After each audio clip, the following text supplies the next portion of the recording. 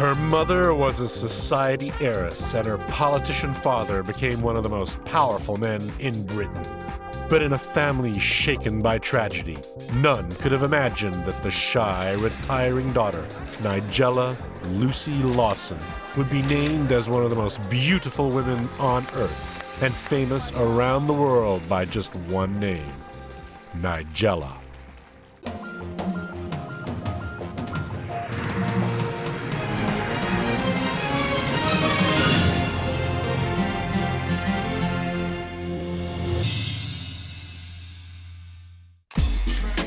Nigella is a media phenomenon. Her TV series has sold worldwide as far afield as Vietnam and Mongolia. Her books have sold over 3 million copies.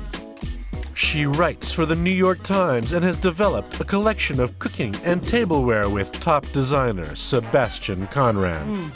Perfect. Already a huge hit in the UK, Nigella first hit the US screens in 2001, and her quintessential Englishness grew an appeal to the US TV viewers. What we need is a sort of simple food you can face cooking on those days when you just have to hit that kitchen running. We loved her accent, her look, and her flowing locks. Nigella made eating look fun and sexy, not a tiresome chore. Food is love to her, and that just comes across in everything that she does. Once you come under her spell, you want more. She, in a sense, she's the sort of typical Jewish mother. She likes to feed her friends and family. English summer, welcome to it. She really does love food. She's really quite the greediest girl I know. But it was tragedy that would become Nigella's driving force and help shape her attitude to life. Everyone sees it as being something that's about me or happened to me. But from my perspective, that I've had 3 people I love die, this is a story about them.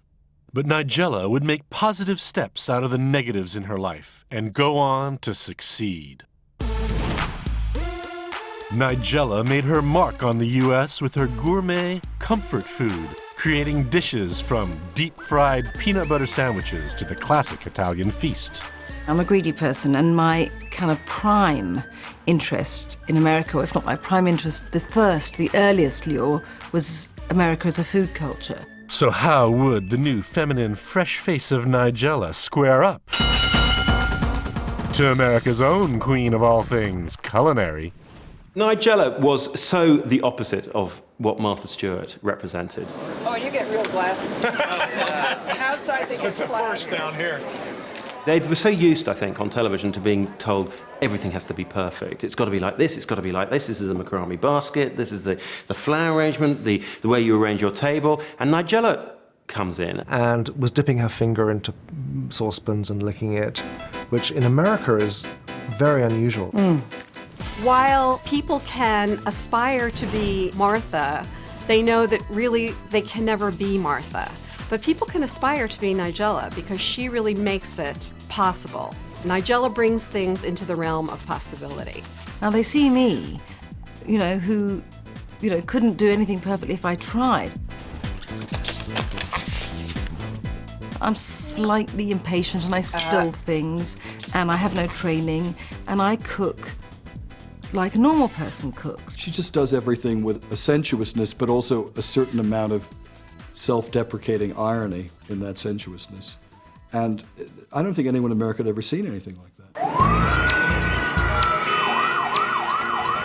E! and the Style Network bought Nigella's debut program, Nigella Bites. Nigella's popularity soared as she made a guest appearance on The Tonight Show with Jay Leno. The jovial host wrapped his arms around her while they carved a roast together and declared her the sexiest woman he had ever met. My wife is going to kill me. On the one hand, I'm being very smiley, and on the other, I'm thinking, please, will someone just airlift me out of here right now? Well, they seem to have a fair degree of physical intimacy. Hang on. Am I doing the thing? I couldn't believe it when she handed Jay Leno the mallet and said, "Now, Jay, beat your meat." After such an endorsement, there seemed nowhere for Nigella to go, but onwards and upwards. It's Italian. You're Italian, aren't you? I am Italian, yeah. She is just one of the sexiest women in Britain. She's relaxed about her figure and she enjoys it, and that makes women feel good. You know I'm not a girl for restraint. She's got big hair, big eyes, a big bosom, and you kind of imagine she's kind of promising big sex afterwards. Unwind and slip into something a little more comfortable. She's quite good at putting on the sexy number, and I suspect that a lot of men, rather than women, watch it for that reason. Bed, television, food. She's got a tiny waist, she's got round hips, she's tall, she's bright, but she's also very feminine.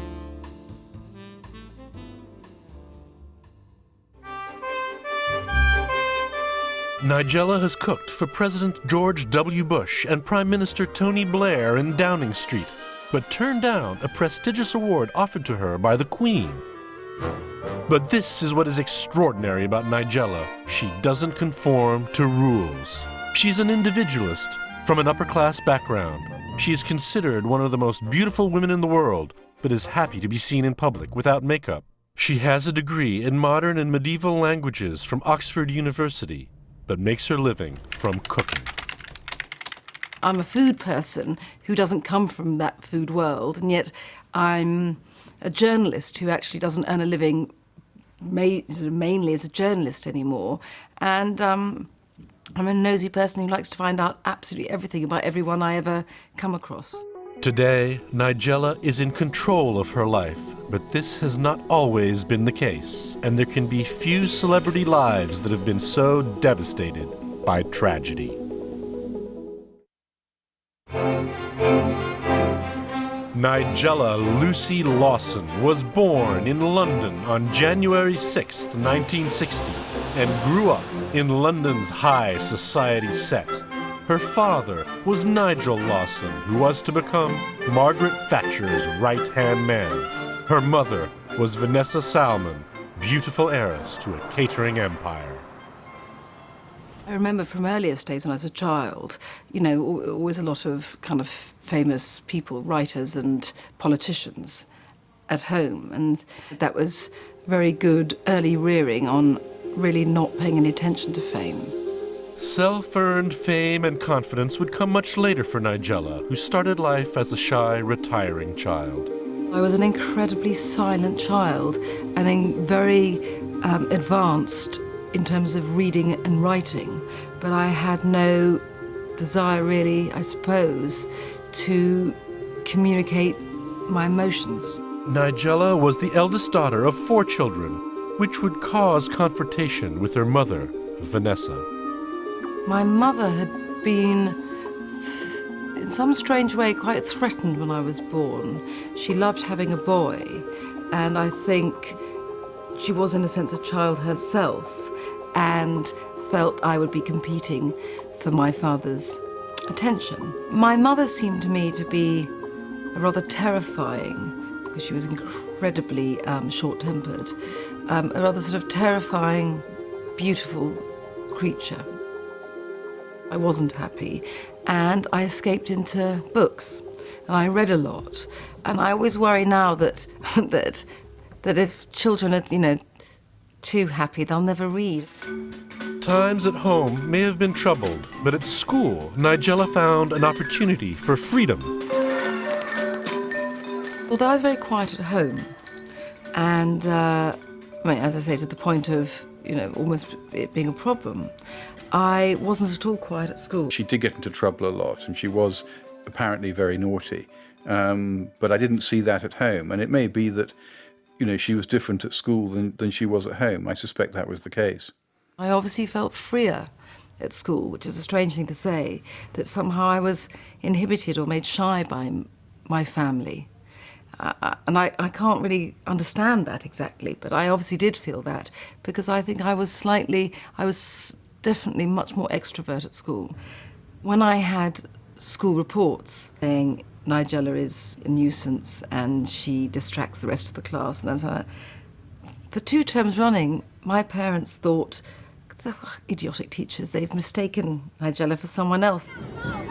Troublesome Nigella attended several schools and failed her math final by refusing to take the exam. I just put my hand up, and the invigilator at the exam came up to me and said, and I just said, very, very politely, I'm awfully sorry, but I don't do this. As Nigella matured, so did her attitude to schoolwork, and her good looks blossomed. She suddenly became astonishingly beautiful round about the age of 14, 15. And suddenly men were obviously looking at her. I suppose it's always very useful for a boy to have a younger sister to, dangle in front of friends. We were aware of a beautiful woman when they walked into the room, and so we were I think, rather bowled over and smitten by her. Before then, I think she was probably closer to her younger sister Thomasina, and they were very close in age, and they slept in the same bedroom together. She was very confident. She was spontaneous. She was not particularly academic, but bright and hugely forceful personality. She was a bit my other half, and also, although she was younger than me, she was very much the older sister. Nigella's relationship with her mother Vanessa was often strained, especially when it came to mealtimes. Food is a power struggle, really, then. It was a much more kind of Victorian age in some respects, which is children weren't really allowed to leave food. You weren't given a choice of what to eat, and you weren't allowed to leave food. So if you didn't finish, you would have to sit at the table until you did finish, and if you didn't do it then, it would be brought out cold at the next meal. It sounds sort of Dickensian, but actually in the 70s in Britain that wasn't that unknown. Unknown to Nigella at the time, her beautiful mother Vanessa was hiding a dark secret. My mother had an eating disorder. I think she was unhappily married, and I think, as I say, there was something slightly childish about her, and it was in a way just as I had refused to eat as my kind of power struggle when I had been, a small child, 7-ish or below. She was doing that as a 38-year-old woman. People who give up food become pushers. And she certainly fattened us all up at home. I would say as she got thinner, we all had to get fatter. I do remember once when I was about 15, she would have been 38, walking outside with her, and I was wolf whistled at by a builder, and she said to me, "I am never going out with you again."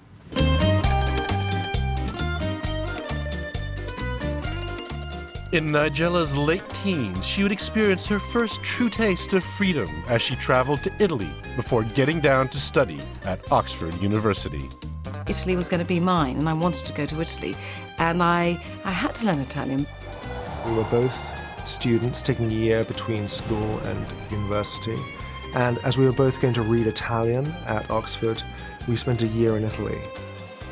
I said I would do any job, anything, except for cleaning lavatories, and actually it was the one job I ended up doing because I got a job as a chambermaid.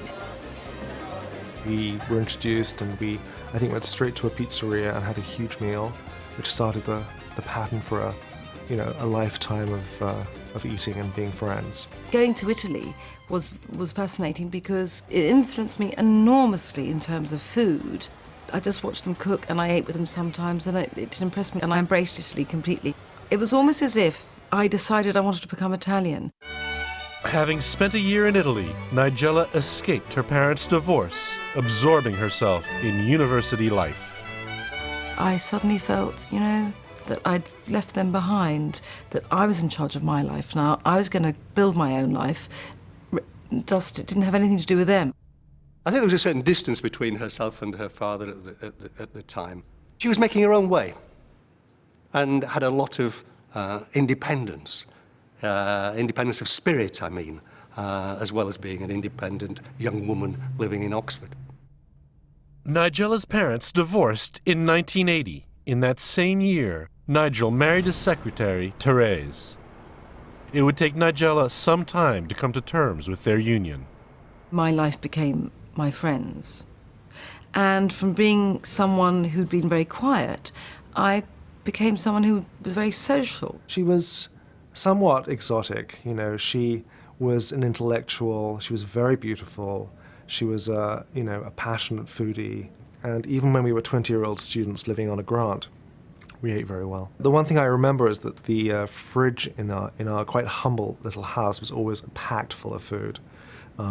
no matter what it was. I think Nigella had that instinct that food had always to be present, whatever was going on. While at Oxford University, Nigella and her mother, Vanessa, found some common ground and could finally bond as mother and daughter. Meanwhile, her father, Nigel, climbed the political ladder. He worked very closely with Margaret Thatcher, who was Prime Minister, who appointed him as Chancellor of the Exchequer. And so at that point, I suppose he was the most, you could say, the most powerful man in the country. I mean, she was obviously in charge of the government, but he was her sort of closest political aide and colleague.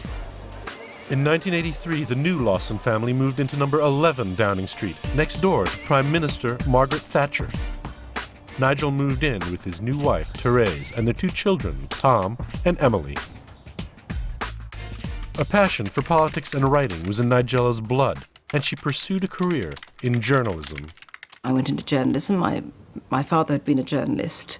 Everyone thought I was just his daughter, and indeed I was, but I wanted to do my own thing. And I was trying to get my own voice. It takes a while to get there, but I was pleased to be doing that.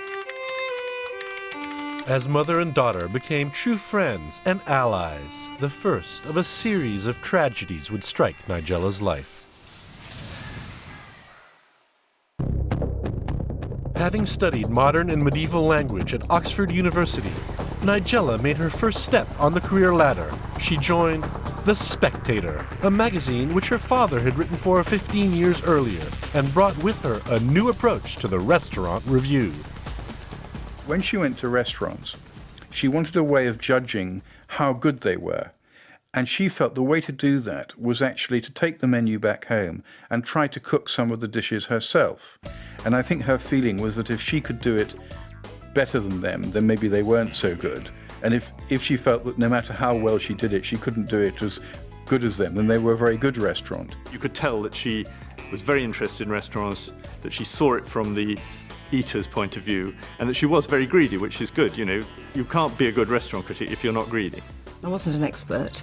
I didn't want to, in a way, represent the restaurant. I didn't want to be chummy with people in the restaurant trade. I didn't want free meals. I didn't want anything like that. I represented the person who's going to use their money to go out for dinner, so I wanted to be fair to the reader. This was something she knew about and cared about, and therefore she was really finding a voice. This led to her appointment as deputy literary editor of the Sunday Times and as freelance writer for publications like the US magazine Bon Appetit and the UK's Daily Telegraph and Guardian newspaper. I've always been able to recognise it as being Nigella's way of writing, and although it's not exactly the same as the way she was writing when she was a student, there is a continuity. I've always enjoyed reading her prose because it still has that fluency and correctness that was there in her Oxford writing. In 1985, Nigella was to receive a phone call that would bring her devastating news. My mother said, listen, don't worry, I've got, there's some party I'd meant to go to and I don't feel like going to, so if I just, am ill for a few days, don't worry, it's whatever it is. But then she stayed ill, and she didn't seem well, she went to the doctor and stuff, and then suddenly I get a phone call from the GP just saying, look, I'm really sorry, your mother's got liver cancer. Now, he was too cowardly to tell her. And I said, well, are you saying you want me to tell her? And he said, I think it's best if it comes from someone she loves, which actually I think is not true. I think it's much easier for people to hear bad news, from someone they don't need to have any sort of concern for. I told her after a week. I don't know why I took a week. I don't know whether I was waiting for more results or something. And I told her in a kind of a bleak way. It wasn't really even like a proper telling her. Somehow I think she knew, actually. I don't know, I think she knew. I think she was relieved that she wouldn't grow old.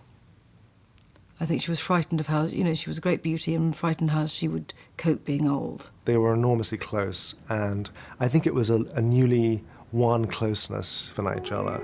And her mother died very quickly, and it was just very painful for her. I think As children, we just became much closer. That's, I think, inevitable when a mother dies. It was difficult because I felt to some extent, and this is, I suppose, I feel stayed my role, is I felt I had to kind of keep the family together and look after everyone. After Vanessa's passing at age 48, sisters Nigella and Thomasina sought comfort in cooking together and talking about their youth. These cooking sessions and period of recipe gathering would provide the seeds of what would later become Nigella's first book. Of course, my relationship with Thomasina became ever closer, and so I suppose I felt that we were so linked, it was so hard to tell which one was which in some way, that we became so sort of bound together. She and I had a sort of an identical interest in food. But working as a journalist also brought Nigella some personal joy when in 1989 she met fellow journalist John Diamond. Then a travel writer when they both worked together on the Sunday Times. I did have a boyfriend at one stage. I can't remember that. I think my brother was not particularly happy with, didn't think he appreciated me enough. She was unhappy, and I was aware that she was friendly with John Diamond, who worked at the same newspaper, the Sunday Times, and I said to her something like, why can't you go out with someone that's, nice and clever like, John Diamond? And in fact, they did then start to go out together. It always amused me that Dominic had said that at the time. We're all journalists. We know what papers do. They feed off each other. They have pages to Stick fill. to your own column, John. He looked sort of like a dandy, with these kind of pinstripe suits and polo neck jumpers, and you think, when you first met him, you think, who's that? But after spending a couple of hours doing a radio show, he was so funny that you were absolutely enchanted by him. I think people just fell in love with him along the way because he was just a really good, life and soul of the party type. And it's missing. Of course, medieval armoured equivalent of having your flies undone. Except, of course, there's no flies. It's having your flies unbolted, if you like. John was very clever and completely extrovert and incredibly confident. I think it was his confidence that I found so attractive. There was a sort of change in the pace of Nigella's life and a sort of blooming, and that was to do with love and to do with work. 3 years later, in 1992, John and Nigella were married in Venice.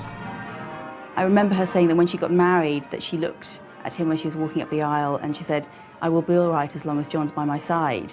So I think she saw him as this rock. My sister Thomasina and her husband were witnesses, and I just didn't tell anyone about it. But John made no secret of his belief in Nigella's abilities.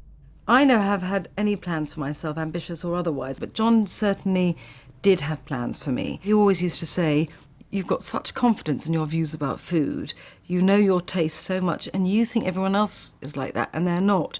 And you should write about that. You should write something that shows people how to feel or how you feel."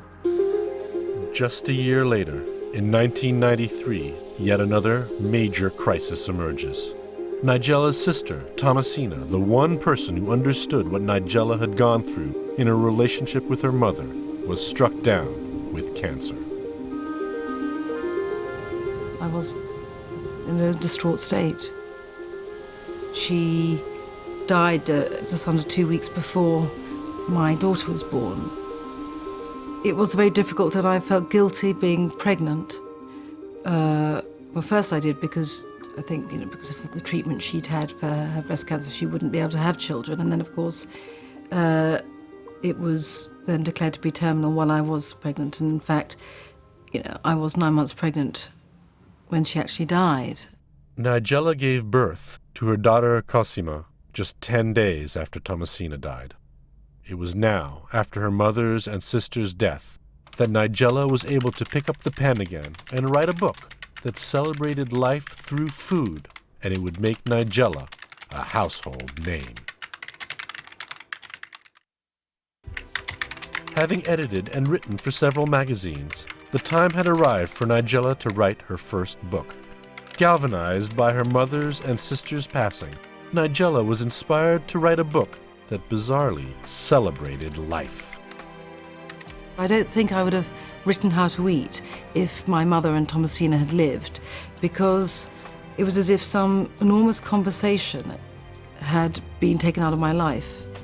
And I needed to write the book as a way of continuing that conversation, and in a way, as a kind of memorial to them. The title was her husband's idea. He loved to be controversial and knew that a book written by an upper-class woman titled How to Eat would attract attention. He had a very good idea of how to promote things and how to sell things. How to Eat is a very apposite title because Nigella is greedy. I am greedy too, I can say that about her. When we eat together, people just gasp. And she's a real eater, and so she describes the pleasures of eating. You can have a whole saliva experience reading her prose. And that's what I think made it succeed. The smell is wonderful. It's both pungent but extraordinarily fresh at the same time. You really feel her love for what she's doing and her desire to communicate the enjoyment of actually cooking, but also of eating. Through John's guidance, the media were beginning to pay attention to Nigella. I do think one of the great problems about this whole European debate is that, crucial though it is also crashingly boring. Really? Yes. Her immediate appeal and articulate use of language were obvious, securing her guest spots on many top talk shows. Is the journalist Nigella Lawson. Good morning. Good morning. What is fast becoming all-out war in Yugoslavia? Nigella was even invited to be one of the reporters covering the death of Princess Diana. Although Diana stressed her power as a strong woman, it was her anxious vulnerability that came across most. But more trouble lay ahead for Nigella. In a cruel twist of fate, her new son Bruno would grow up not knowing his father's natural voice. A fact made more poignant by his job as a journalist and radio and TV presenter. John had been ill, he had a lump on his neck, and he'd seen a doctor who said, no, it's absolutely fine, there's nothing to worry about. But there was. And yet again, Nigella was asked to deliver the fatal news. This time, that John had cancer.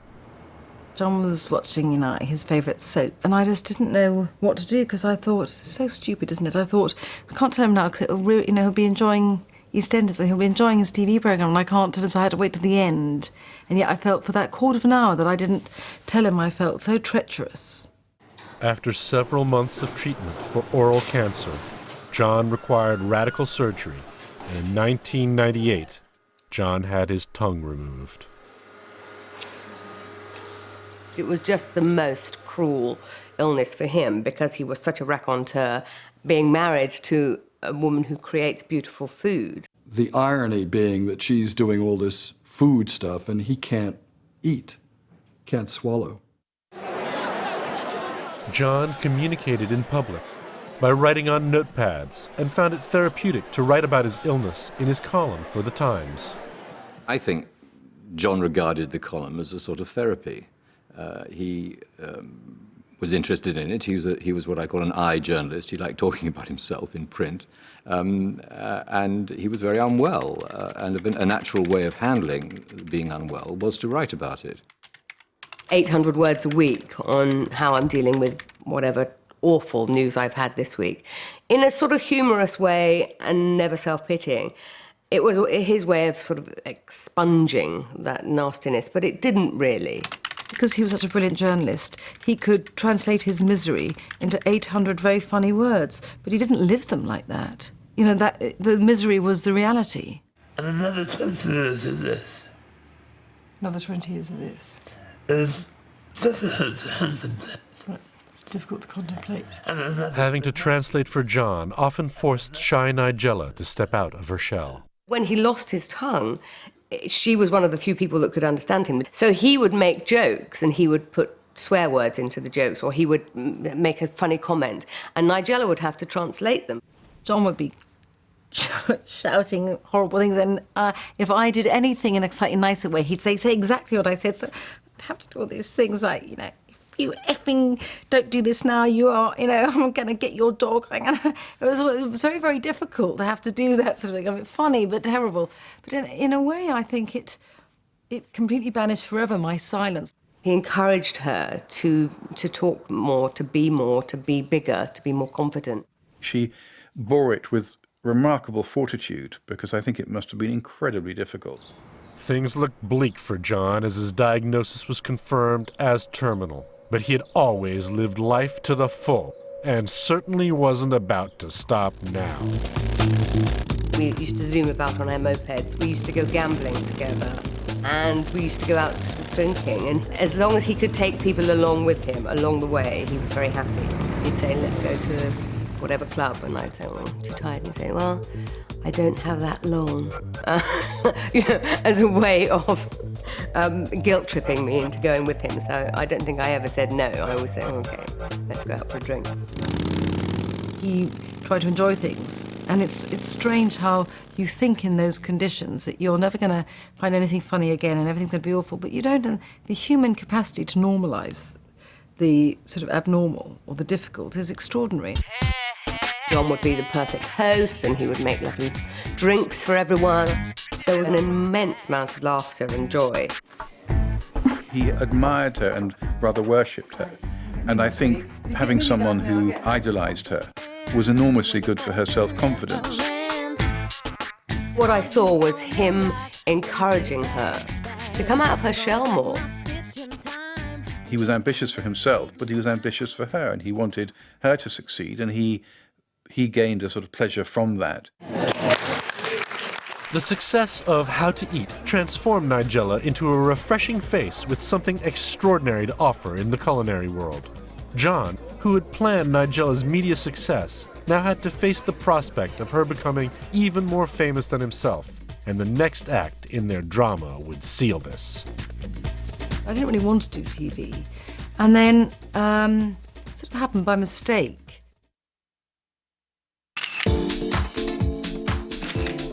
Due to the success of Nigella's award-winning debut book, How to Eat, Channel 4 in the UK jumped at the chance to create a new style of cookery show.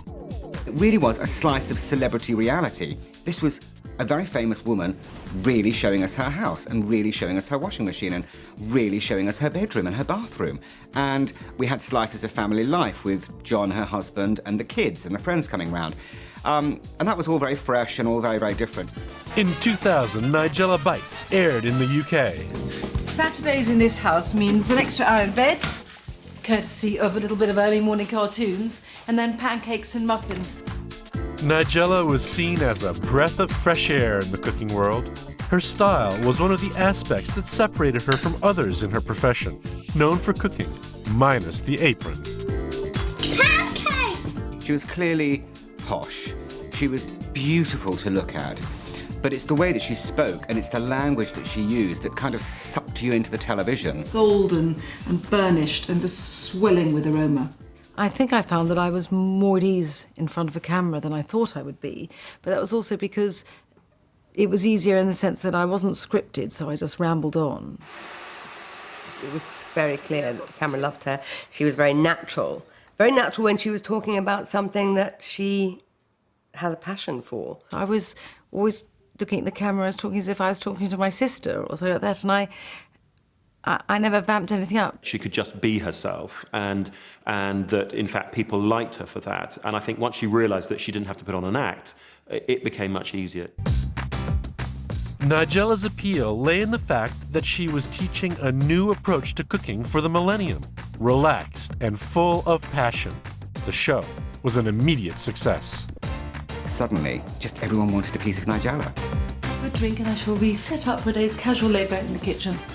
She just stood for everything that a real woman should be and that a lot of women wanted to be, and suddenly were allowed to be because Nigella could do it.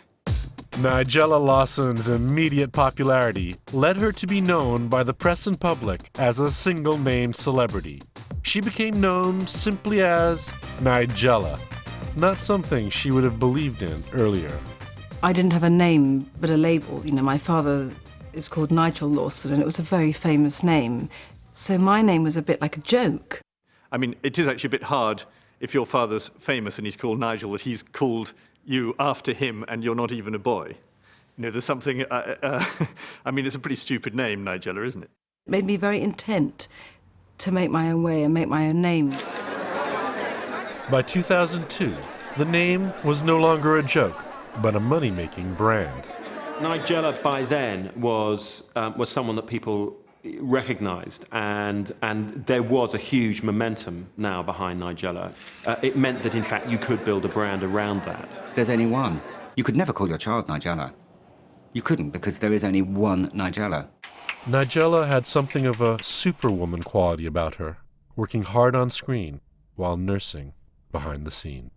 When John became ill, I didn't want to leave the house. One of the reasons why I did the television show at home was because it wasn't actually, possible for me not to be at home. Okay, so who should we put in charge of styling? I can do it. This was all a major distraction from the bigger picture at the time. So if you can distract yourself with filming and frippery, then why not? So that's kind of looks like usual, isn't it? I think I felt comforted a lot by the kind of camaraderie of crew life. I felt very looked after by everyone, and that was important, because in every other respect I was looking after. She would spend the night with John in hospital, in the Marsden Hospital, and then rush back at 6 o'clock in the morning to get the children up and get them to school and try and give them as normal a life as possible while this mayhem was going on around her, while really both of their lives were crumbling. During this time of upheaval, Nigella found comfort in introducing a new generation to the art of baking. When I wrote How to Be a Domestic Goddess, a lot of people wrote about it without actually having read it, so they thought it was something that it wasn't. They thought it was like a paean of praise to, about housework and everything. And anyone who knows me knows that, it's only with great reluctance that I ever, approach a duster or a vacuum cleaner. She knows perfectly well she's not a goddess, In domestic terms, she's quite scatty. She's very untidy, very chaotic in that way. It was just being ironical about how if you bake, you become a goddess, a domestic goddess.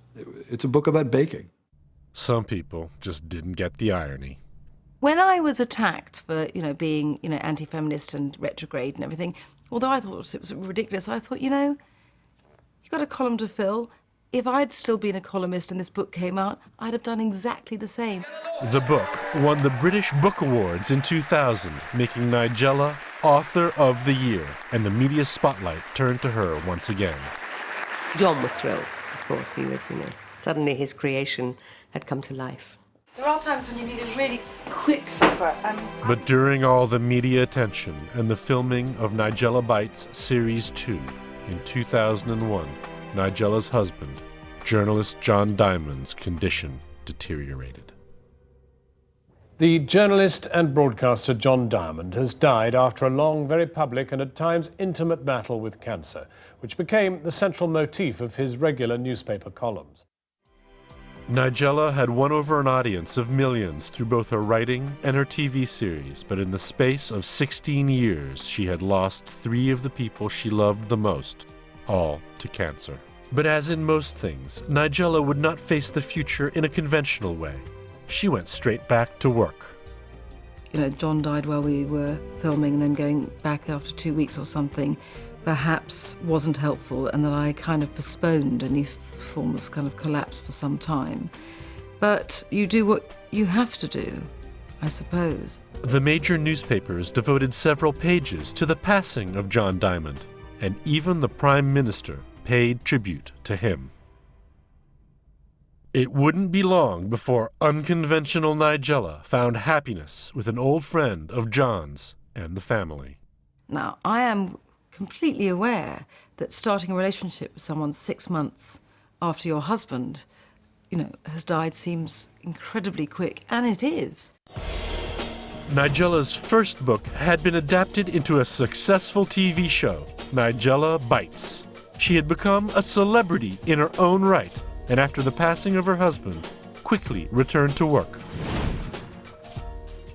In 2002, Nigella continued with the new TV series and tie-in book, Forever Summer. It was not the runaway hit expected, but had a different role to play in Nigella's life. I love the recipes in that book, and it's probably one that I use myself an awful lot. As far as I'm concerned, summer food doesn't have to be eaten in summer, but at whatever time of year, it needs to summon up that brightness, intensity and openness, and everything can be tweaked to suit the mood of the moment. I can look at it in certain ways and thinking that it's about, you know, it's symbolic and, you know, the green shoots are growing again, all that, but I don't really think that's true. And I actually think on the outside it kind of represents, you know, the rebirth, but for me it represents a very quite a painful time. Just 2 weeks after John's death, a British Sunday newspaper ran a story about Nigella's friendship with art collector and advertising tycoon Charles Saatchi, suggesting that they had become more than just close friends.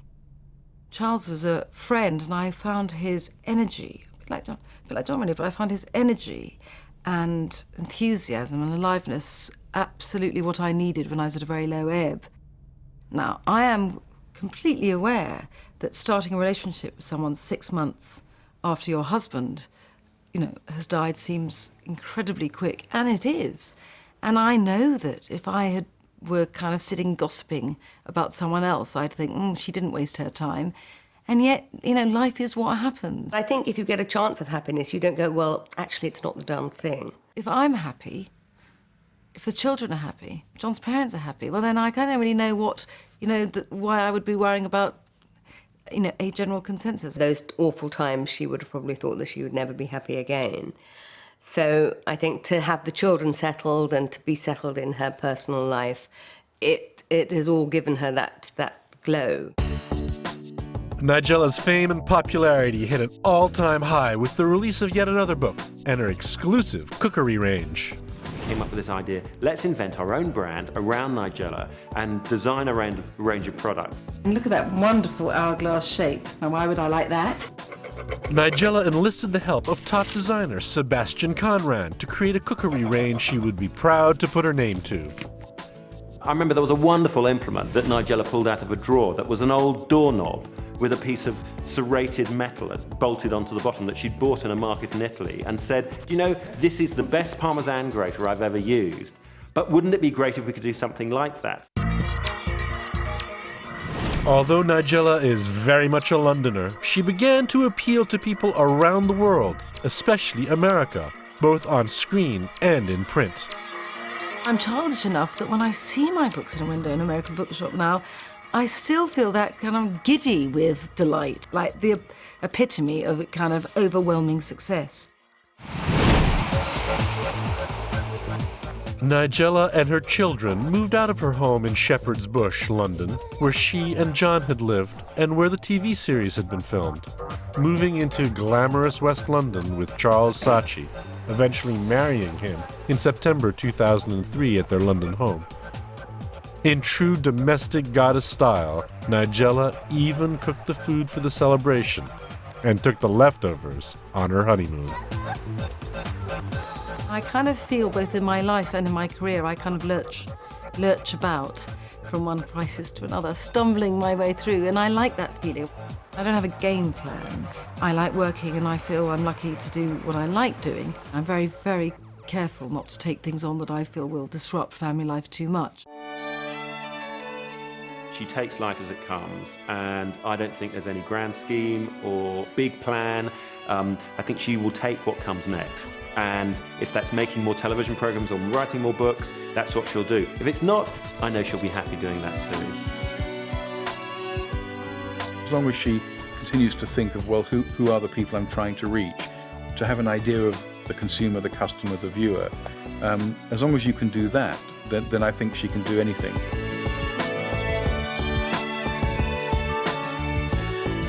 She can achieve anything she sets her mind to. I think she's that kind of person.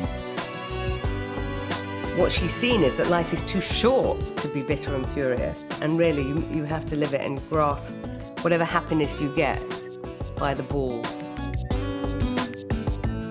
It's a personality that's really found itself and has blossomed through books, through television, through friends and so on, into, I think, a really wonderful combination.